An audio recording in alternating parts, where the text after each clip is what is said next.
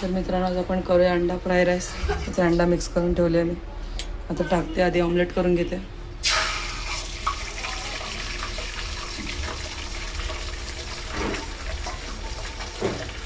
तर मित्रांनो इथं बघू शकता तेल गरम झालेलं आहे. आता टाकते कांदे. कांदे 2 मिनटं परतून घेते. तर मित्रांनो इथे मी कुटून ठेवले मिरची आणि अद्रक आता टाकते. कांदे जास्त लाल करायचं नाही आपल्याला. बस आता मिरची पण परतून घेते पटापट. तर मित्रांनो इथे आपल्या मिरची पण परतून झालेली आहे. आता टाकते याच्यात भात.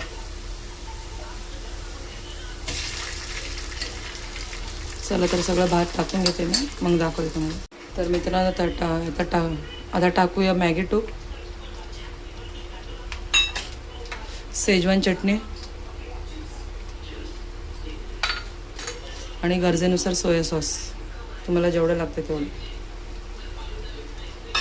आणि ते ऑमलेट मी चुरून ठेवले ते पण टाकते.